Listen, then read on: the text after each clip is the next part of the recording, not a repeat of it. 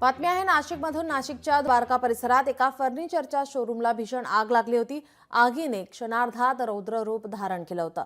अग्निशमन दलाच्या 16 बंबांना आग नियंत्रणात आणण्यात यश आलंय। या आगीमध्ये कुठलीही जीवितहानी नाही, मात्र फर्निचरच्या दुकानातील लाखो रुपयांचं साहित्य जळून खाक झालंय। नाशिकमध्ये फर्निचरच्या शोरूमला भीषण आग लागली होती। ही आग आता आटोक्यात आणण्यात आलेली आहे।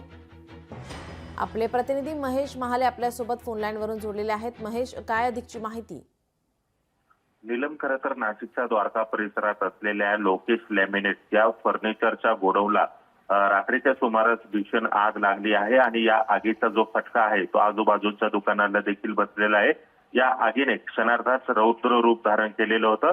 अग्निशमन विभागाने लागलीच दखल घेत खरं तर तातडीने त्या ठिकाणी दाखल होत 16 बंबांच्या साह्याने खरं तर आगीवर नियंत्रण मिळवण्याचे शर्थीचे प्रयत्न केले। या आगीमध्ये कुठलीही जीवितहानी झाली नसल्याची माहिती अग्निशमन विभागाच्या वतीने देण्यात आलेली आहे। आता आग आटोक्यात असल्याची देखील माहिती अधिकाऱ्यांनी दिलेली आहे। मात्र या आगीमध्ये लोकेश लॅमिनेट या फर्निचर दुकानाच्या लाखो रुपयांचं जे साहित्य आहे ते जळून खाक झालेले। मात्र क्षणार्धात आगीने रौद्र रूप धारण केल्याने परिसरात काही काळ गोंधळाचं वातावरण उडालं होतं। बघ्यांची देखील परिसरात मोठी गर्दी झाली होती। यामुळे खरं तर आगीवर नियंत्रण मिळवण्यासाठी खरं तर विभागाला अडचणींचा देखील सामना यावेळी करावा लागला होता। जी, धन्यवाद महेश, आपण दिलेल्या सविस्तर माहितीसाठी।